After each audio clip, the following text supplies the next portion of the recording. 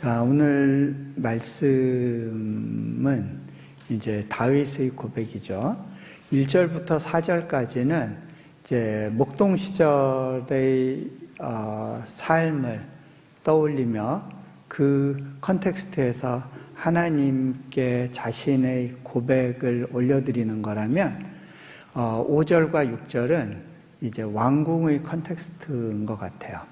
그래서 오늘은 좀 목자로 하나님이 당신을 이제 표현하시곤 하는데 목자를 따르는 양으로서 살아간다는 것이 어떤 것인지에 대해서 여러분들과 좀 말씀을 나누려고 합니다. 우리는 이제 예수님의 비유를 볼 때 이제 씨 뿌리는 농부 비유 이런 거를 보면서 이렇게 삶에 적용을 많이 하죠. 농경민족이니까. 그런데 그 몽골에 있었을 때는요, 이런 농부 비유 이야기하면 사람들이 잘 재미없어 해요. 예. 근데 목자이신 예수님 이야기를 하면 이 사람들이 그 이제 뭔 소리인지 알겠다고 그렇게 이야기를 하곤 해요. 예. 우리는 양을 키워보지 않아서 목자 대신 예수님을 따른다. 이게 어떤 느낌인지 바로 와닿지 않을 수도 있는데 오늘 요 목자와 양의 관계에 대한 이야기를 통해서 하나님이 우리를 어떻게 부르시고 이끄시는지에 대한 좀 더 분명한 그림을 가질 수 있으면 좋겠습니다. 오늘 첫 절에 보면요, 여호와는 나의 목자시니 내게 부족함이 없으리로다 라고 다윗이 고백합니다. 자, 부족함이 없으리로다.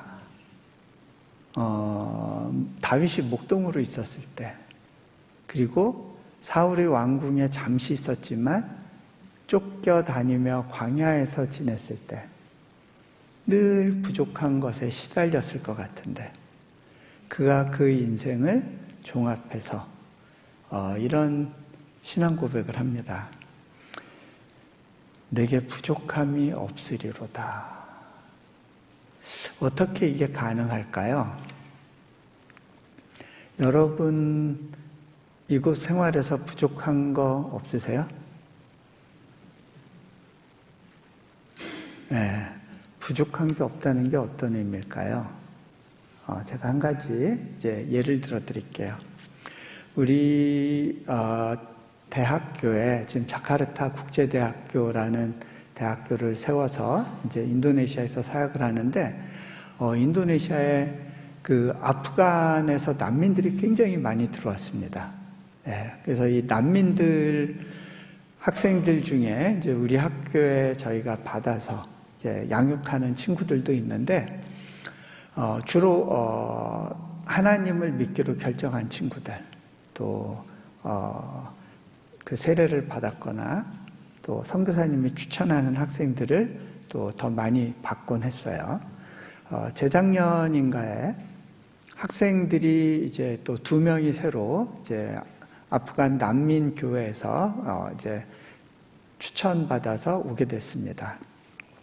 제가 신입생 환영 시간에 이제 학생들을 놓고 이제 그 환영 인사를 하는데 거기서 2 녀석이 눈이 똘망똘망한 것이 저를 이렇게 바라보는데 막 이렇게 생글생글하면서 너무 기쁜 눈으로 보고 있는 거예요. 근데 이 친구들 얼굴을 봤는데 막 귀티가 이렇게 막 흘러요. 이렇게 고귀해 보인다라는 표현이 이런 표현이겠구나 싶은 그런 모습이었어요. 아프간 난민 애들이었어요.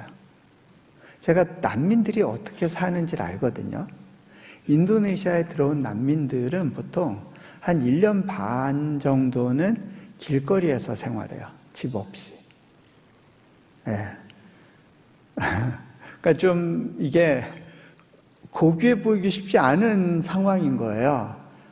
처절하고 이렇게 막 뭔가 어떤 수많은 어려움과 두려움에 이제 찌든 그런 얼굴이 아니라 그런 표정에 대해서 제가 좀 이 녀석들 봐라, 신기하네. 그러고 이제 그 세션이 끝난 다음에 너희들 잠깐 우리 사무실에 올래? 그래서 사무실에 앉아서 얘들하고 이야기를 했어요. 제가 이제 니들이 여기서 좀 주인처럼 살면 될 것 같다. 이렇게 돈도 못 내고 와서 공부한다고 주눅들지 말고, 하나님이 우리 학교를 만드신 이유가 너희 같은 애들 때문이기 때문에, 니들 때문에 내가 학교 사역할 수 있게 된 거니까 니들이 주인이라고 생각하고 살아라, 뭐 이런 얘기를 하면서 제가 물어봤어요. 얘들아, 근데 어떻게 내가 니들 어떤 환경에서 살았는지 알고 지금도 일할 수 없고 수입 없이 살아가는 삶이기 때문에 여러 가지로 위축되고 어려울 수 있을 것 같은데, 어쩌면 그렇게 너희 표정을 보면 고생이란 걸 해본 적이 없는 것 같은 그런 표정이니? 하고 물어봤어요. 제가 예상한 답을 하더라고요. 그래도 저는 아이들 입을 통해서 확인하고 싶었거든요. 뭐라고 이야기를 하냐면, 선교사님, 제가 예수님을 믿고 나서 제 생각과 태도만 바뀐 것이 아니라 제 외모, 밖으로 풍겨나오는 것도 바뀌었다는 것을 깨닫게 됐어요. 이렇게 답을 하더라고요. 자, 이 가운데 예수님 믿은 지 최소한 3년 이상 되신 분들 있죠? 얼굴이 안 바뀌셨으면 내가 제대로 하나님을 믿었던 적이 있나? 한번 생각해 보실 필요가 있어요. 이거는 내가 지금 현재 뭘 갖고 있는가의 문제가 아니에요. 여러분, 부족한 거 없으세요? 부족한 거 투성이죠? 자, 근데요, 아담이 에덴 동산에서 살았을 때 부족한 게 있었을까요? 없었을까요? 없었어요. 네. 자, 그러면 아담과 여러분 차이를 한번 좀 볼게요. 가진 걸로 따지면 아담이 가진 게 더 많아요? 여러분이 가진 게 더 많아요? 자, 여러분한테 차키가 있죠. 아담한테 없는 거. 옷 있죠. 그 다음에 신발 있죠. 시계 있죠. 핸드폰 있죠. 집 있죠. 그 다음에 집에 거라지에 보면 이것저것 뭐 잔뜩 쌓아놓고 계시잖아요. 갖고 있는 게 진짜 많아요. 그렇죠? 이사하시려고 그러면 작은 트럭 갖고는 안 되잖아요. 그만큼을 갖고 계신 거예요. 자, 아담한테 그런 게 있었나요? 여러분, 아담은 그래도 과일 실컷 먹었을 것 같죠? 근데요, 여러분이 월마트나 H마트에서 사다 드시는 과일이 훨씬 당도가 높은 거 아시죠? 야생의 키위는 먹을 수가 없어요. 근데 그게 이 마트에 나오기까지는 오랜 시간을 품종 개량을 거치는 거죠. 정글에서 먹는 과일 별로 맛이 없어요. 전 먹어봐서 알아요. 근데요, 여러분은 아담이 누렸던 것보다는 훨씬 많은 것들을 누리고 있어요. 그런데 왜 아담은 부족한 게 없을 것 같고 여러분은 왜 그렇게 부족한 게 많을까요? 이유가 뭘까요? 자, 혹시 이걸 거예요? 뭐 답 주실 수 있는 분 있으세요? 네? 욕심이 없어서, 네, 네, 그것도 답 중에 하나일 수 있겠네요. 조금 더 다르게 표현을 하면, 아담에게는요, 하나님이 내 필요를 채우신다는 믿음이 있었어요. 여러분, 부족함이, 다윗에게 부족함이 없었던 이유는 하나님께서 내 필요를 다 채워주시기 때문에 부족함이 없다고 한 게 아니에요. 하나님이 누구신지를 알았기 때문인 거예요. 여호와가 나의 목자라는 사실 때문에 부족한 게 없다는 고백을 하는 거예요. 네. 하나님이 내 기도 응답을 다 해주시니까, 나한테 약속해 주시고 필요한 걸 다 채워주시니까가 아니에요. 자, 아담에게 있었던 거가 뭐냐면,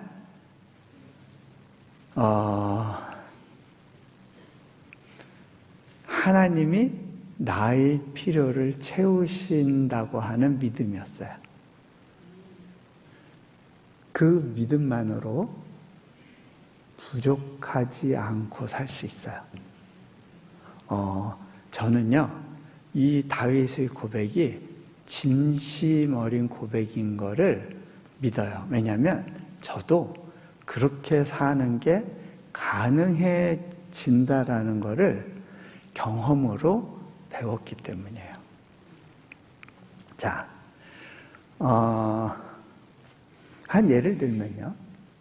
저는 가진 게 없고 정규적인 수입이 없는 사람이에요. 그런데 제가 달라스에 왔을 때 하나님께서는요, 열심히 돕고 섬기라는 마음을 주세요.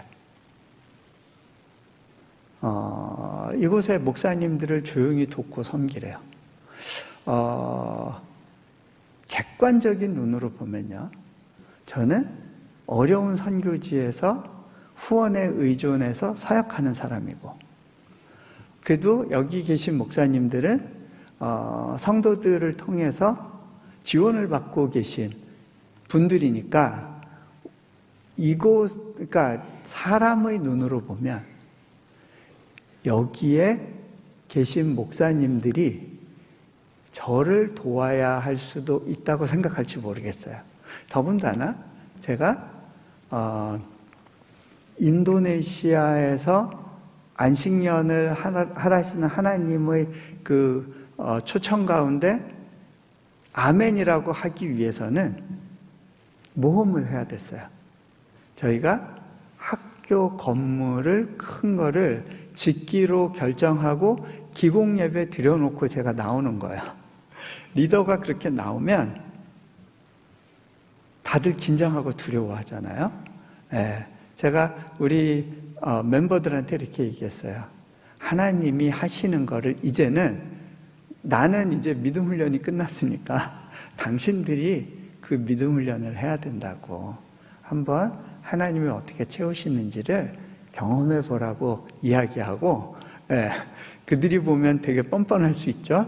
저는 나왔어요. 근데요, 간혹 우리 학교에서 이제 재정 담당자가, 선교사님 오는 1월에 우리 현금 바닥 나는데 그 다음 어떻게 되는 거죠? 하고 뭐 질문이 와요. 꼭 그런 때는 집회 전에 이럴 때 이제 그런 메일이 와요. 그러면 이제 거기는 아침에 쓰면 이제 저는 저녁 때 받거든요. 네. 허걱 잠시 하죠. 근데 하나님은요, 계속해서 주시는 말씀이, 너는 부요한 자니까 나누라는 거예요.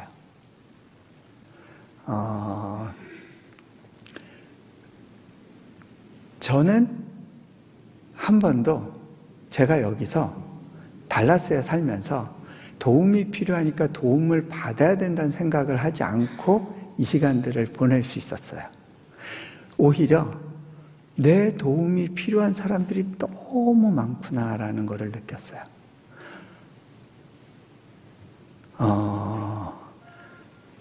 여러분, 도움을 줄 수 있느냐 없느냐는요, 얼마나 가졌는가의 문제가 아니더라고요. 그러니까 물질의 기준으로. 여러분, 하나님을 소유하고 나니까 이 세상에 더 모든 게 필요 없는 부유한 자로 살아갈 수 있었어요. 하나님이 채우신다는 믿음으로 지난 1년을 지나고 보니까 하나님께서 그 수십억의 재정이 필요한 그 공사를 마무리하게 하셨고, 이제 학생들이 이제 바로 이사해서 입주할 시간을 기다리고 있어요. 제가 그 재정을 얻기 위해서 막 돌아다니고 찾는 것이 아니었어요. 이것은 하나님이 하실 일이고 하나님의 약속과 관련된 거기 때문에 저는 이곳에서 하나님이 하라시는, 하나님이 기뻐하시는 일을 하면서 살면 되는 거예요. 하나님은 내 필요를 채우시고 나는 하나님이 명하시고 요구하시는 일을 하는 거고, 우리는 많은 경우 내가 하는 일을 통해서 내가 수입을 챙겨야 된다는 생각을 하기 때문에 불안하고 두려운 거예요. 아담이 에덴 동산에서 잘 지냈어요. 그런데 어느 날 사탄이 와서 이야기해요. 야, 너 말도 안 돼. 너 부족한 게 많은 사람이야. 당장 저 동산 위에 나무 열매 못 먹잖아. 저걸 먹으면 네 인생이 바뀌는 거야. 네가 기준점이 되는 거야. 네 필요를 네가 채울 수 있어야 돼. 선과 악을 판단하는 기준점이 네가 돼야 되는 거야. 예전에 하나님의 눈으로 자신을 봤어요. 그러니까 자기한테 필요한 게 없었는데 사단의 말에 속아서 선악과를 먹고 보니까 나는 너무도 부족한 게 많은 벌거숭이인 거예요. 자신의 필요를 보게 됐어요? 부족함을 보게 됐어요? 왜 그게 부족하냐? 스스로 자기를 채워야 된다는 생각을 하니까 감당하지 못하는 거죠. 당장 이 부끄러운 것부터 가려야 돼. 그래서 무화과 나무 잎을 따다가 자기의 그 부족하다고 느끼는 부분들, 불편하다고 느끼는 부분들, 부끄럽다고 느끼는 부분을 가리기 시작했어요. 근데요, 문제는 사람이 만든 그 무언가는, 우리를 가리기 위해서 만든 무언가는 유효기간이 있어요. 무화과 나무는 마르게 돼 있어요. 여러분 잘 보세요. 여러분이 이 땅에 처음 와서 첫 차를 샀을 때 너무 좋았을 거예요. 아, 이 차 땡볕에 뜨거워지면 안 되는데 밖에 세워놨다가 우박이라도 맞으면 안 되는데, 노심초사하면서 뭐 커튼이나 뭐라도 이렇게 씌워놔야 되나, 그런 생각까지 하면서 그 차로 인해서 또 뿌듯하고 기쁘셨을 거예요. 자, 그런데 5년, 6년 그 차를 타고서도 여전히 그 차를 타면서 감사하고 기쁘세요? 아니죠? 여러분이 처음 집을 얻었을 때 가슴 설레고 기분 좋았고 즐거웠던 시간이 있었을 거예요. 와, 텍사스에 오니까 이렇게 큰 집도 얻을 수 있네. 그리고 좋으셨을 거예요. 그런데 그 집에서 한 10년 이상 살고도 그 집 때문에 너무 행복하고 좋으세요? 네. 와, 다음에 어디로 이사 가지? 언제 차 바꾸지? 유효기간이 있는 거예요. 더. 여러분, 이 땅에서 내가 성공한 사람으로 인정받아야 돼. 내가 이 땅에서 남들이 볼 때, 그래, 당신 능력 있어, 참 괜찮게 살았어 라고 하는 그 소리를 듣기 원하면서 산다고 그러면요, 여러분은 그것에 묶여서 평생 만족하지 못하고 더 하다가 인생을 마무리할 수 있어요. 자,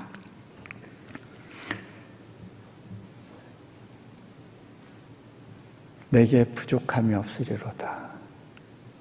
여러분들 이 말씀 표구도 해놓고 묵상도 해보고 암송도 하고 했을 텐데, 문제는요, 이 삶이 어떻게 내 삶 가운데 실현되고 사라지는가에 대한 경험과 고백이 없는 게 문제예요.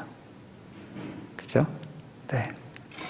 자, 이 목자가 양을 어떻게 돌보는지 오늘 영상을 그 화면으로 좀 띄워주시면요, 제가 좀 보면서 설명을 해드릴게요. 여러분, 다윗이 고백했던 이 시편을 고백했던 그 활동 무대가 되는 그곳이 유대 광야예요. 유대 광야의 그 한 사진을 보세요. 우리는 푸른 초장에 누이시고 그러면 그 목사님이 있다 오셨던 그 위스콘신의 그 푸른 풀밭을 연상하는 경우가 많아요. 그런데요, 하나님이 아브라함을 불러놓으셨던 곳, 그곳은 척박한 산지였어요. 우물에 의존해서 살아야 되는 그런 환경이었어요.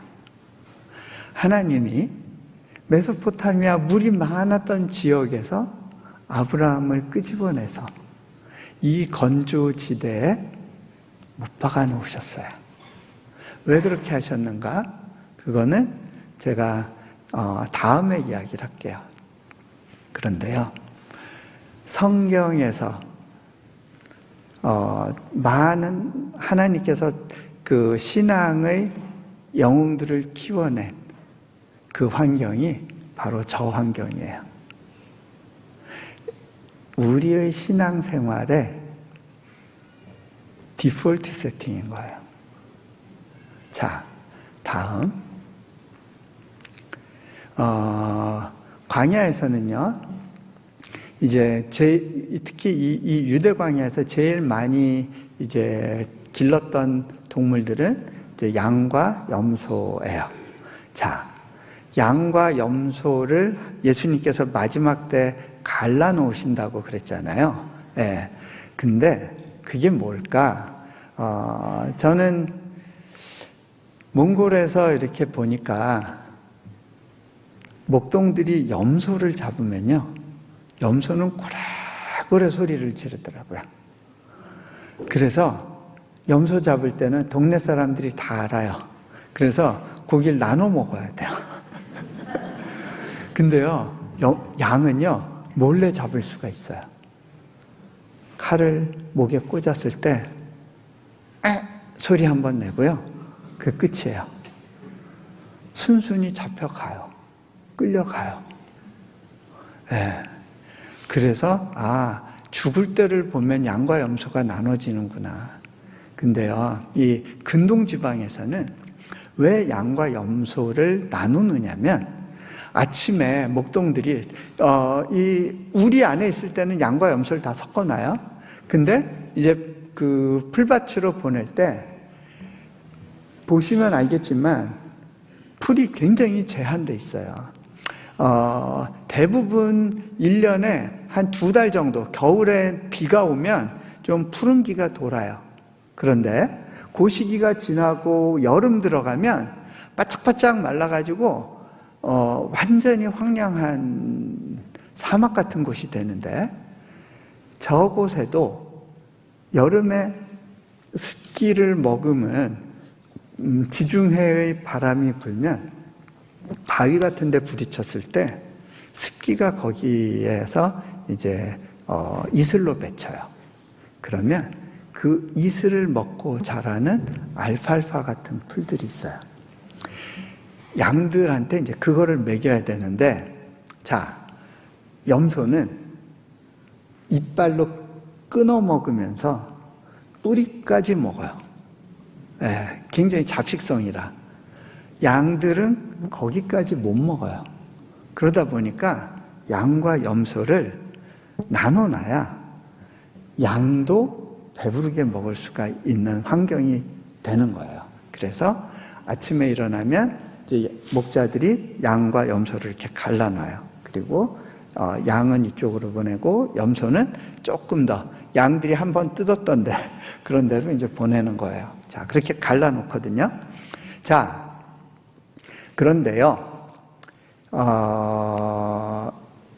예, 그 사진 좀 한 번 더 보여주시죠. 예, 이제, 저기 이제 염소들이 풀 뜯고 있는데, 그 다음 장면, 예, 보면, 자, 양들이 저 아래쪽에서 점점이 이제 풀 뜯고 있고요. 거기 또 하나의 점이 보일 텐데, 목자가 쭈그리고 앉아서 이 양들을 바라보고 있어요. 양들은요, 목자가 자기를 보는지 모르는 경우들이 많아요. 왜? 땅만 보고 사니까. 양들은 대부분 시간을 땅만 보고 살아요. 죽을 때 한 번 하늘을 본대요. 네. 그래서 그 몽골의 목동들은 그래도 이 죽일 때, 그래도 양한테 처음으로 하늘을 보여준다고 이야기를 해요. 근데 이 땅의 것만 보면서 사는 양들은 목자가 위에서 자기를 보고 있다는 사실을 몰라요. 하지만 목자는 양들을 살피고 관찰해요. 자, 저기 그 산이 이렇게 보이는데요. 산 등성이에 줄이 이렇게 가 있는 것이 좀 보일 수 있을 거예요. 예. 뭐 안 보이셔도 할 수 없고요. 예. 그 대부분 유대 광야에 산들을 보면요, 이렇게 줄이 나 있어요. 그 줄이 다 뭐냐면 목자와 양이 지나다니면서 몇천 년 동안 만든 길이에요. 근데 이 길이 이렇게 직선으로 나질 않고요, 이렇게 돌아요. 도는 이유가 있을 거예요. 여러분, 나를 푸른 초장에 누이시고, 푸른 초장에 누우려면 배가 불러 있어야 돼요. 근데 그런 시기는요, 1년에 아주 제한된 시간이에요. 나머지 시간은요, 목자와 함께 뱅뱅뱅뱅 돌아야 생존할 수가 있어요. 근데 보통 산이 있으면, 큰 산이 있으면요, 북쪽이 아무래도 햇빛을 덜 받아서 거기에 풀이 좀 있어요. 그리고 날이 더워질수록 산등성이 위로 올라가줘야 좀 서늘한 곳까지 가야 풀이 남아있어요. 그래서 목자는 풀이 어디 있는지를 알아요. 끊임없이 양들을 데리고 이동을 하는 거예요. 오늘 먹일 그 풀을 찾아서. 자, 그러다 보니까 산을 뱅글뱅글 돌면서 올라가게 돼요. 여기 오늘 본문에 나오는 자기 이름을 위하여 의의 길로 인도하시는도다 라고 하는 구절이 있죠. 이 의의 길, 히브리어 원어를 보면 이것은 바로 라운드 패스예요. 자, 이스라엘 인근에 블레셋이 살았던 그 해안길을 연결하는 왕의 대로라는 것이 있었어요. 마차가 다닐 수 있는 길이에요. 목자가 양을 데리고 인도하는 길은 이런 왕의 대로가 아니고요, 인생길 뺑뺑뺑뺑 도는 라운드 패스인 거예요. 자, 그런데요, 이 라운드 패스, 양을 데리고 이 길을 간다는 건 어떤 의미일까? 다윗은 목동으로 살면서 그걸 알았어요. 그랬기 때문에 사울왕한테 쫓기던 시절에 엔게디라는 곳에서 그 동굴 속에 숨어서 이제 피신해 있었을 때 하필이면 사울왕이 그 동굴로 들어왔죠. 주변에서 부하들이 이야기합니다. 사울왕을 죽일 수 있는 절호의 기회가 왔습니다. 딱 사울왕을 죽이게 되면 고속도로가 열리는 거예요. 바로 최소한 해방.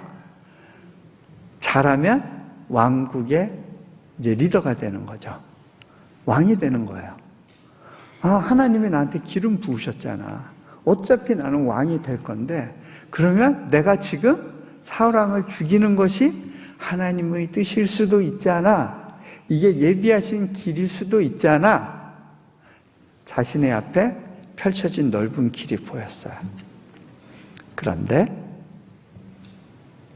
다윗은 하나님을 따르며 그 인생에 뱅뱅 돌리는 그 의의 길을 가기를 선택을 한 거죠. 그게 돌아가는 길인 것 같은데 돌아보니 인생을 풍요하게 사는 비결인 걸 배운 거예요. 네. 저도 하버드에서 몽골로, 몽골에서 인도네시아로 뱅뱅 돈 것 같은데 손해보는 장사였던 것 같은데 돌아보니 하나님 내게 이렇게 풍성한 영적인 공급을 주실 수 있도록 이 길로 인도해 주신 것이 감사합니다 라고 하는 고백을 할 수 있는 거예요. 자,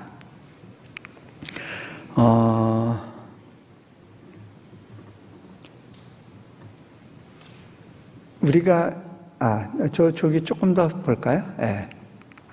다음 장면 좀 볼게요. 양들이요,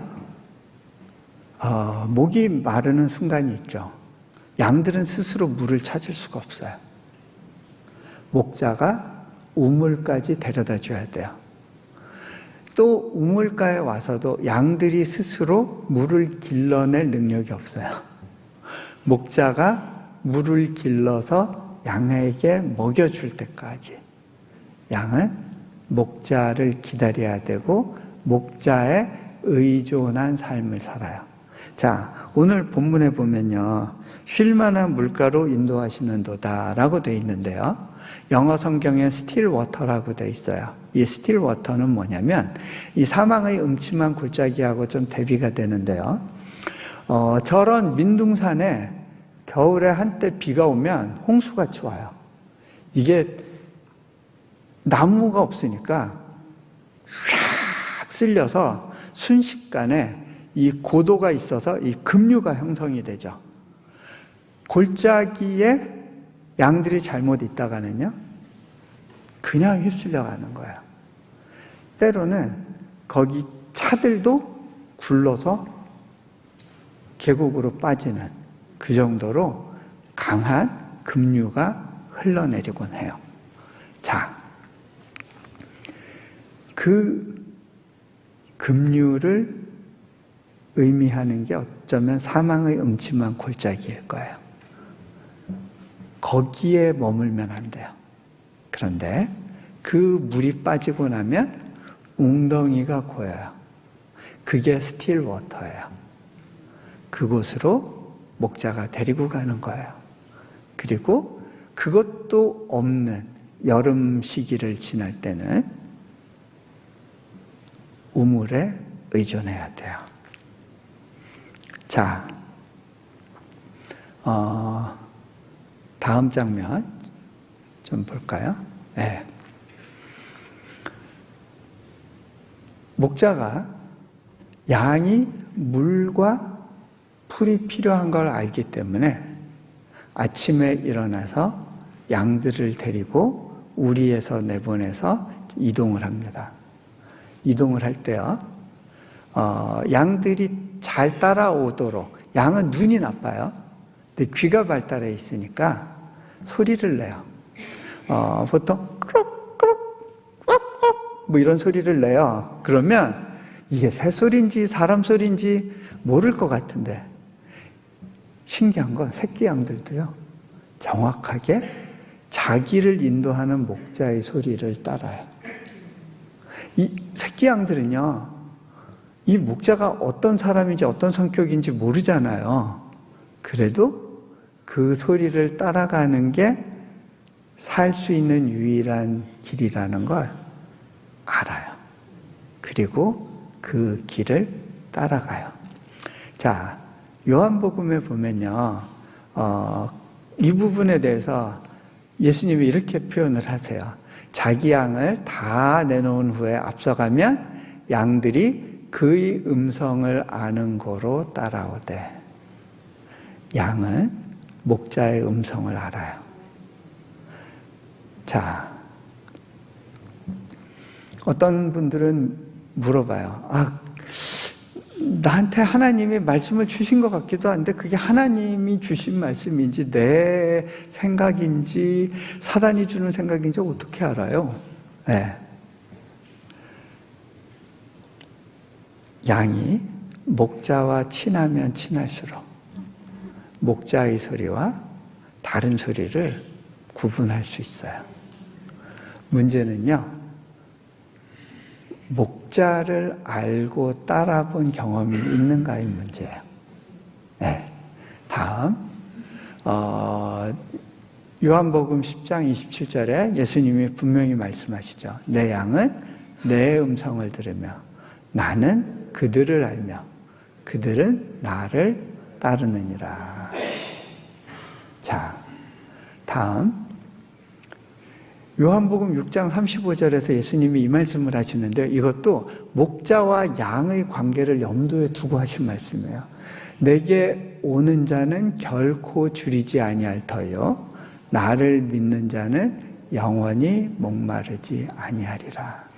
목자가 양을 굶기지 않고 목마른 채로 두지 않는 것처럼 예수님이 예수님을 따르는 자들을 위하여 그렇게 해주시겠다고 약속을 하세요.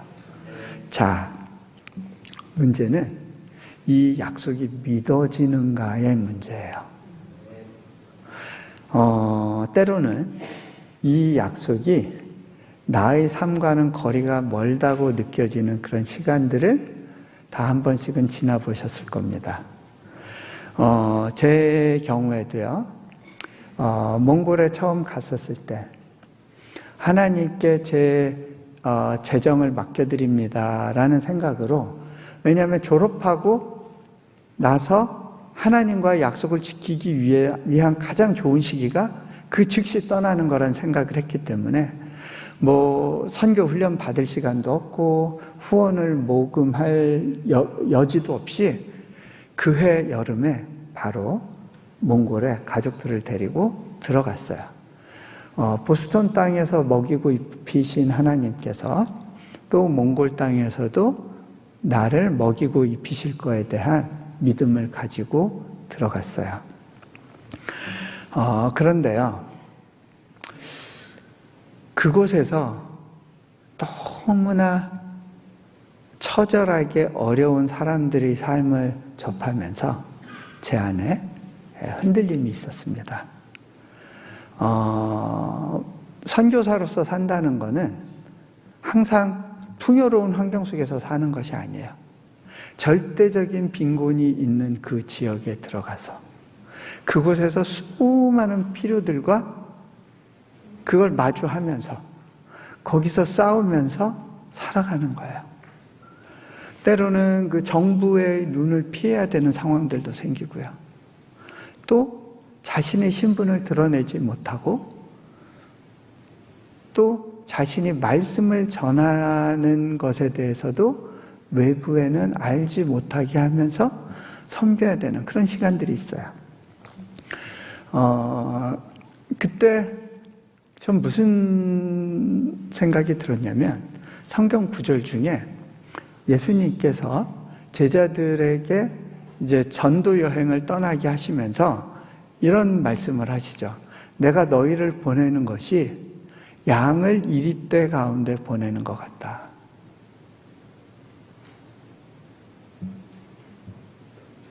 저는 좀 궁금했어요. 왜 하나님의 일을 하기 위해 부름받은 사람을 용사같이 만들지 않으시지? 사자같이 만드시지 않으시지? 그래서 이 늑대들이 깐죽깐죽하면 그냥 어흥 해버리고 내 힘을 탁 보여줘서 압도할 수 있는 그런 상황으로 사역하게 하시지 않고 왜? 아무것도 아닌 존재로 만들어서 여기서 어흥하면 무서워요 하고 숨고 또 무서워요 하고 숨는 그런 존재로 만들어서 사역을 하게 하실까? 복음 안에 답이 있기는 해요. 하지만 그것이 이게 딱 피부로 와닿지 않는 순간들도 있었어요. 한 번은 저희 이제 그 교회 한 자매가 저한테 와서 이런 이야기를 해요. 선교사님, 저 좀 오늘부터 한 일주일 정도 교회에서 좀 재워주시면 안 돼요? 야, 교회가 그냥 아무나 와서 자는 데는 아니지. 그냥 너 집에 가서 자라. 그랬더니 아이가 울먹이면서 이런 이야기를 해요. 시골에서 삼촌이 왔는데, 외삼촌이 왔는데 자기를 몇 번 겁탈하려고 시도를 했었다는 거예요. 그런데 자기 할머니도 안 말리고 바깥 사람들도 모른 채 한다는 거예요. 그래서 좀 피신할 수 있게 도와달래요. 그래, 그러면 어떡하니? 교회에서 자라. 이렇게 허락해주고, 그리고 저는 이제 혼자 기도하는데, 이런 상황 속에서 내가 교회의 리더라고는 하지만 해줄 수 있는 건 아무것도 없는 거예요. 그 환경을 변화시켜 줄 수도 없어요. 기도한다고 그게 하루아침에 바뀔 것 같지도 않았어요. 하나님 어떻게 하죠? 근데 그때 하나님께서 동물 어미의 울음소리를 듣게 하셨어요. 하나님 이게 무슨 소리죠? 그 처절한 울음에 대해서 하나님께 물었을 때 제 마음에 이런 감동을 주세요. 내가 이 백성을 향해 울고 있는 울음이야.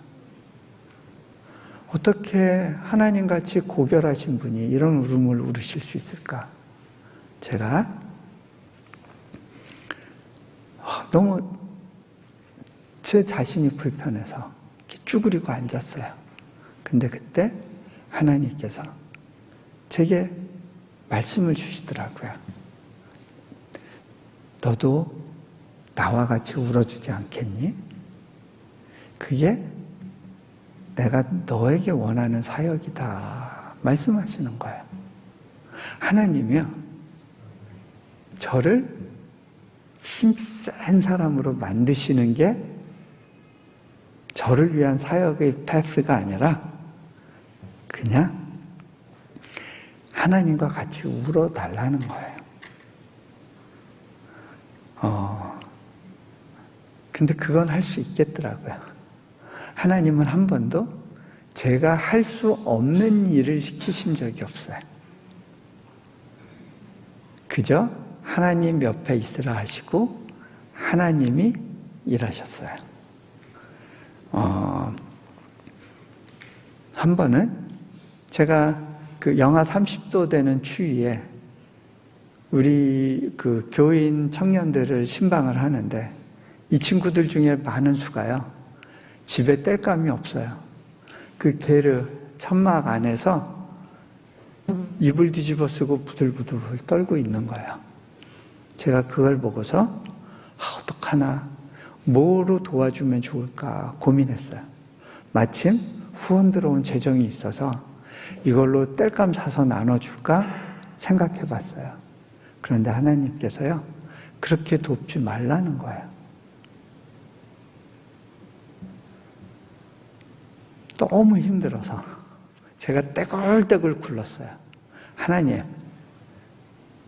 도울 수 있는 재정도 마침 있고 돕고 싶은 마음도 있는데 도울 방법이 없으니까 너무 힘들다고. 그랬더니 하나님께서 그게 내가 너희를 위해 갖고 있는 마음이다.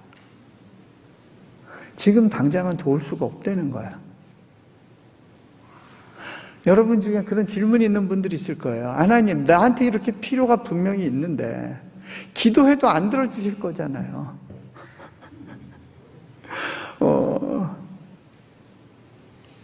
그러면서 힘든 가운데 내 살 길은 내가 찾아야 돼.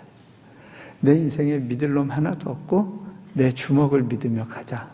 그렇게 결단하면서 어렵게 이민생활 씨름하며 오시는 분들이 있을 거 아니에요. 그죠? 믿을 거 내 은행에 잔고밖에 없어. 이러면서. 자, 근데요. 저는 그때 다 몰랐어요. 작년에 제가 몽골에 다시 갈 기회를 얻었습니다. 그곳에 갔었을 때 어느 캠프에 들어가 있었는데 막 눈이 많이 와가지고 전 나가지도 못하고 밖에서 들어오지도 못하는 상황이었어요. 6월인데 눈이 그렇게 오더라고요. 근데 그때 우리 이래교회 청년들이었던 친구들이 이제 장성해서 제가 왔다는 소식을 듣고 만나러 오겠다는 거예요. 제가 아사라 오지 말아라. 너무 위험하다. 그랬더니 한 친구가 저한테 이렇게 얘기해요. 선생님, 우리 몽골 사람이잖아요. 무슨 얘기냐면요. 우린 늘 어렵고 힘든 상황 가운데 고비를 넘으면서 살아왔던 사람들이잖아요. 이번에 또 한 고비 넘는 게 뭐가 그렇게 대수겠어요. 저는요, 우리가 좀 그렇게 얘기해 봤으면 좋겠어요. 우리 크리스찬이잖아요. 주님 따라서 뱅글뱅글 이 길 저 길 다 가봤잖아요. 좀 험한 길 간다고 하더라도 이번에 또 한 번 그 길을 마주한다고 해서 그게 뭐가 대수겠어요. 이 친구들이 결국 집을 사륜구동을 빌려가지고 들어왔어요. 캠프까지. 애들을 잔뜩 데리고 왔더라고요. 그런데 이 친구들 보면서 놀란 게요. 진짜 찢어지게 가난한 놈들인데 다 고아하고 막 그렇게 어렵게 살았던 친구들인데 지금 보니까 한국에서 석사하고 박사하고 또 호주 가서 공부하고 선교사가 되고 목회자가 되고 또 몽골 사회에서 필요한 전문직 종사자들이 돼서 애들 잔뜩 데리고 온 거예요. 그때 제가 깨달았어요. 이 친구들은요, 제가 너무 귀한 걸 줬다는 거예요. 삶을 나눠줬다는 거예요. 선생님을 통해서 하나님에 대해서 배울 수 있었고 하나님에 대해서 믿음을 갖고 소망을 가질 수 있게 됐다는 거예요. 그렇기 때문에 상황은 허락되지 않지만 믿음의 도전을 하면서 길들이 열려가는 것을 경험했던 거예요. 여러분, 믿음 안에서의 가는 길은요, 길이 보여서 가는 게 아니에요. 목자가 부르니까 가는 거예요. 길을 보고 양들은 갈 수가 없어요. 자,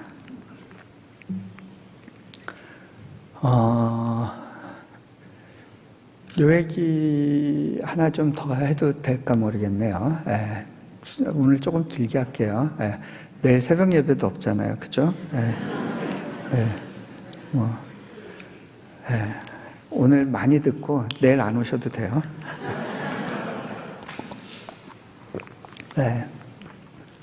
자, 제가 인도네시아에서 이제 건축할 때, 제 건축 시작도 너무너무 어려웠어요. 그 허가받는 과정이나 이런 것도 뭐 언제 될지 모르는 상황이었는데 기적적으로 허가는 나왔어요. 이제 공사를 시작해야 돼요. 근데 문제는요, 돈이 없는 거예요. 어쩌면 제가 몽골 떠날 때 그래도 책 인쇄가 꽤 많이 들어온 게 있었는데 하나님께서 그거 다 몽골 땅에 두고 오라고 그러셔서 네, 두고 왔죠. 근데 막상 인도네시아 와보니까 재정의 필요가 너무 큰 거예요. 아니, 대학을 세우려면 재정이 엄청 많이 필요하잖아요. 근데 사역 초기에 하나님이 후원자들을 안 붙여주세요. 그리고 후원 교회들도 없는 거예요.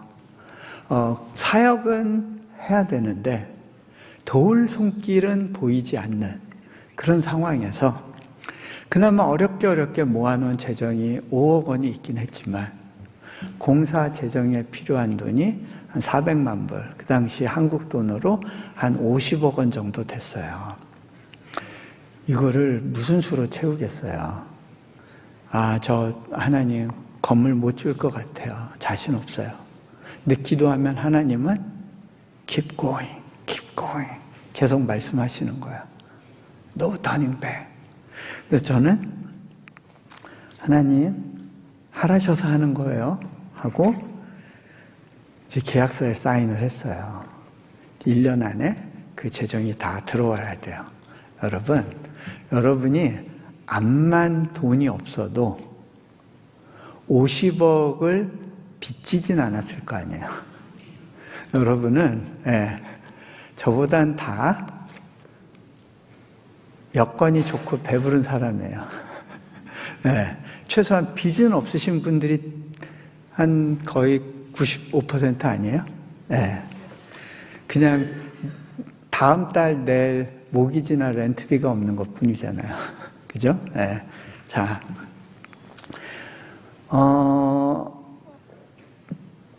어느 날부턴가 이제 딱 공사 시작하고 나니까 막 인보이스가 막 책상에 쌓여요. 지출 결정서 막 이런 거 우리 사역자들이 들고 와서 제 책상에 저 없을 때 딱 놓고 가요. 자기들은 이거 놓고 가면 집에서 편하게 자요. 문제는 이제 저는 이걸 어떻게든 해결을 해야 되는 거예요.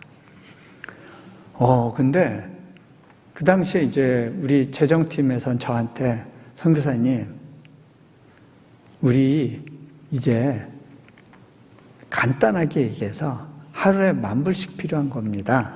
이렇게 얘기를 해주더라고요.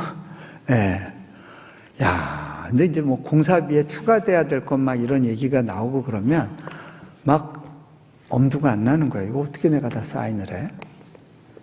제가 어느 날은 하나님께, 하나님, 저 이러다가 인도네시아에서 계약 어겼다고 또 상대 쪽에서 저 감옥 보내고 그러면 어떻게 되는 거죠? 아니, 그러고 보니까 감옥을 가도 내가 가지 하나님 안 가시잖아요. 아니, 이거 이상하다. 보스는 하나님인데 보스가 최종 책임지는 사람 아니에요? 제가 공동체에서 최종 책임을 지니까 이거 갖고 이렇게 씨름을 하는데 근데 이거는 실은 하나님이 받으셔야 되는 거 아니에요? 하나님 좀 받아보세요 하고 이렇게 막 올리면 다시 제 머리 위로 이렇게 다 쏟아져요. 제 책상 위로 쏟아져요. 좀 받아보세요 하고 올려도 다시 떨어지는 거예요. 제가 그랬어요. 하나님 제가 보스네요. 하나님 제 보스 아니네요. 책임 제가 져야 될 것 같은데요. 제가 이렇게 투덜투덜 됐어요. 근데 그때 하나님께서 제 마음 가운데 이렇게 물어보시더라고요. 너 그 부담 가운데서라도 좀 웃으면서 가줄 수 없겠니? 여러분 한 50억 빚지고 한번 웃어보세요. 근데요, 저는 성격적으로 그런 거 잘 못하는 성격이에요. 우울질에다가 계산이 안 맞으면 되게 힘들어하는 스타일이거든요. 근데 하나님이 제 성격을 바꾸시더라고요. 제가 하나님께 그때 이렇게 대답해 봤어요. 하나님, 웃어보라 하시는군요. 자, 그 얘기는 뭐예요? 하나님이 저 힘들게 하려고 그 상황 주신 게 아니라는 거야. 하나님은 우리를 성장시키기 위해서 그런 상황들을 주시는데 그걸 가지고 우리가 우리를 사서 공격하는 거죠. 힘들어.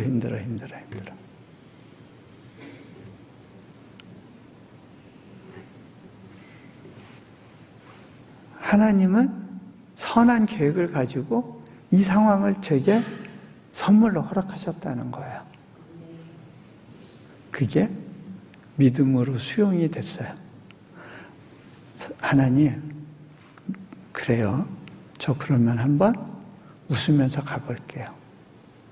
그 다음부터는요, 제가 돈 쓰는 방식이 바뀌었어요. 예전에는요, 아끼려고 했어요.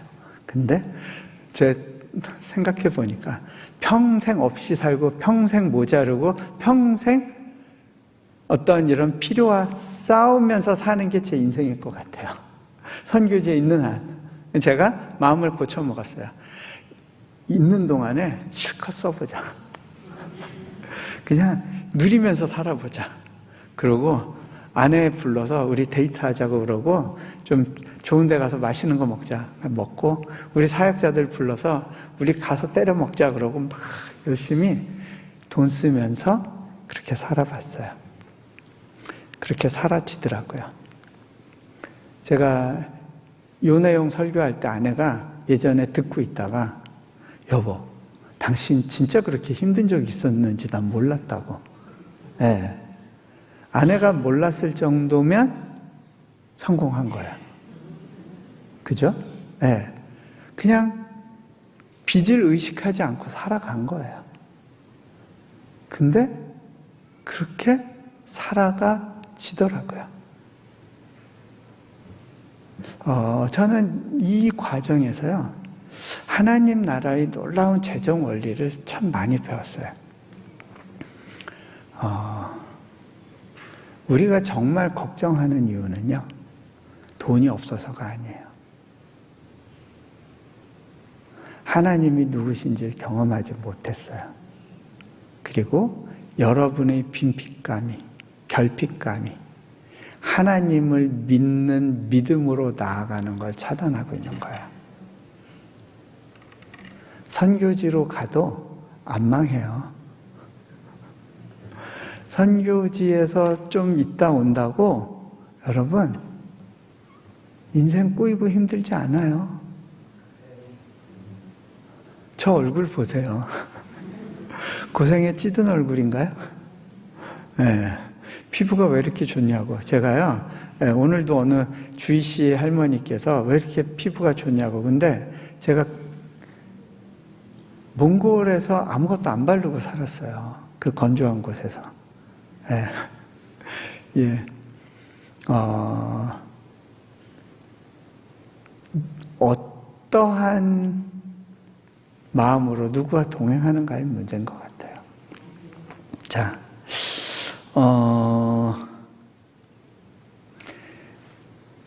그 얘기를 조금만 더 할게요. 돈 얘기를 그렇게 마무리를 하면, 마치 신비적으로 얘기하고 끝난 것 같아서, 조금 구체적인 사례를 들게요. 재정이 바짝바짝 마르던 시기였어요. 그래도 편안하게 가보자 하고 가고 있었는데,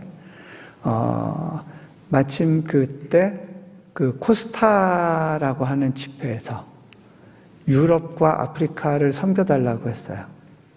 코스타는 뭐 여러분들이 아실지 모르겠지만 자비량이에요. 강사가 스스로 재정을 만들어 가서 섬기는 거예요. 그러다 보니까 비행기 표값서부터 체재비를 만들어내야 되는 거죠. 제가 그때는 돈이 없을 때였어요. 더군다나 거기 2, 3주 갔다 오면 우리 재정부에서는 하루에 10,000불씩 필요하다고 그러는데 계산해 보니까 30만 불? 뭐 이렇게 나와요. 네. 이건 뭐야? 갔다 오는 게 맞나? 재정도 없는데. 그러면서 그 문제를 놓고 잠시 기도하는데 하나님께서 아침에 제게 딱 주시는 마음이 너희 먹을 걸 물 위에 던져라 여러 날 뒤에 찾으리라 하는 잠언 9절이 떠오르게 하셨어요. 그래서 그렇구나, 가라시는구나. 하나님 어떤 식으로든 채워주실 거죠.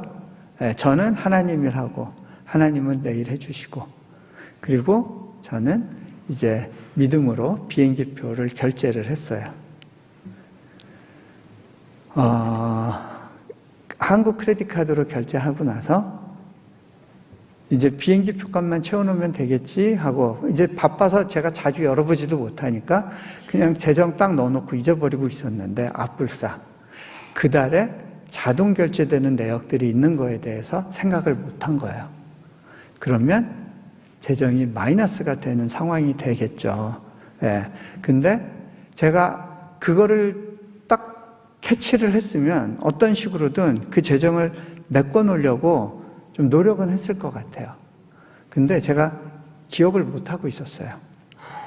근데 마이너스 될 수도 있지 않아? 라고 여러분들은 생각할지 모르겠지만 제가 어디서 재정에 관한 설교할 때 그랬거든요.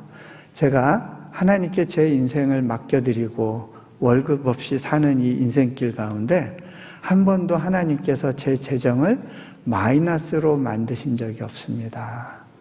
그렇게 간증한 적이 있었어요. 그래서 이거는 제 문제가 아니라 하나님 문제인 거예요. 근데 제가 알면 메꿔놨겠죠. 근데 저도 모르고 있었어요. 근데 한참 시간이 지나서 이제 또 한국 재정 어떤 상황인지 한번 열어보자 하고 계좌를 열었는데 그 크레딧 카드 결제되는 계좌를 딱 열었을 때 제일 먼저 눈에 들어오는 게 그달의 결제 내역인데 액수가 되게 큰 거예요. 예상보다 이거 뭐야? 그럼 마이너스 됐겠네? 밑에 내려가서 잔고를 딱 봤어요. 플러스가 됐어요. 어떻게 몇만 원이 남아있지? 이상하다? 이 계좌는 누가 알지 못하는 계좌고 외부에 알려지지 않은 계좌인데 천사가 돈을 넣어주지 않고서 이게 어떻게 플러스로 남아있지? 그리고 위로 올라가서 항목 하나하나를 찾기 시작했어요. 근데 크레딧 카드 결제되는 그날 어디선가 재정이 입금이 됐어요. 이 재정의 정체는 뭐지? 생각하기 시작했는데 딱 떠오르는 게 있었어요. 신한계라는 잡지사에서 저한테 원고 청탁을 했는데 제가 그때 몸이 많이 힘들 때라 잠 안 자면서까지 무리하고 싶진 않다고 생각해서 이제 몇 번 회신하다가 저 결국은 못 쓸 것 같아요 하고 못 쓴다고 답메일을 보냈다고 생각하고 있었어요. 저는 분명히 보낸 것 같은데 마감일이 돼서 연락이 온 거예요. 선교사님, 왜 아직 원고가 안 왔어요? 오늘 마감일인데요. 뭐야 이거? 이분들 내가 보낸 이메일 못 받았나? 그러고 제가 보낸 편지함을 뒤졌는데요. 암만 뒤져도 안 쓰겠다고 한 이메일이 안 보이는 거예요. 내가 꿈에서 보냈나 보다. 그러고서 허겁지겁 눈물을 머금고 그날 잠을 못 자고 원고를 써서 보내줬어요. 그리고 잊고 있었는데 그 원고료가 크레딧 카드 결제되는 그날 탁 들어와가지고 재정을 플러스로 유지시켜 놓더라고요. 제가 그걸 보면서요 기가 차서 막 웃었어요. 하나님 이름 철저하게 관리하시네요. 오늘 말씀에 자기 이름을 위하여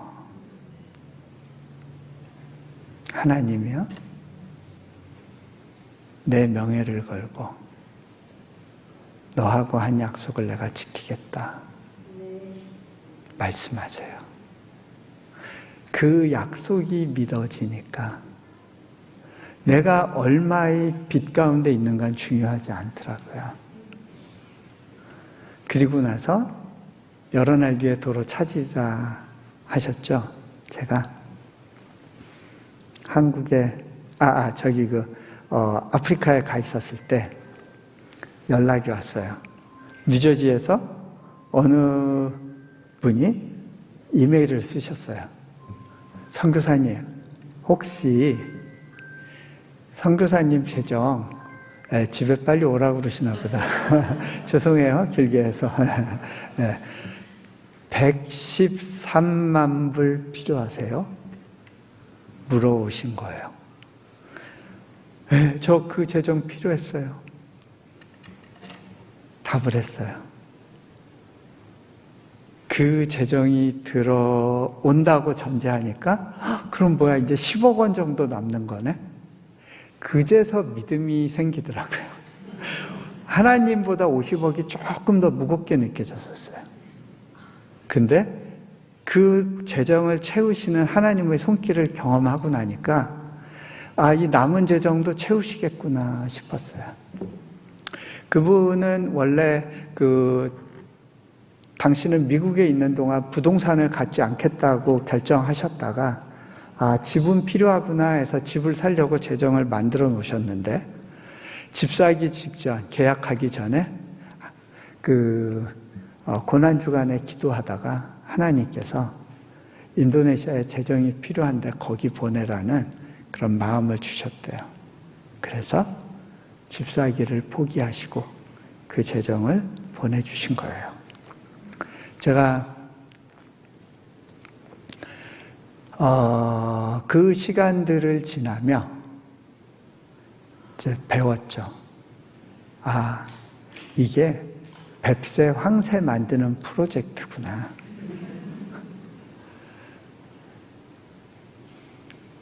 우리가 하나님을 경험하려면 사망의 음침한 골짜기를 패키지로 지나가 봐야 돼요. 수십억의 빚도 져봐야 되는 거예요. 그래야 그 과정에서 나를 먹이고 나를 목마르지 않게 하시겠다고 하는 목자의 약속이 무엇인지를 배우게 되는 거예요.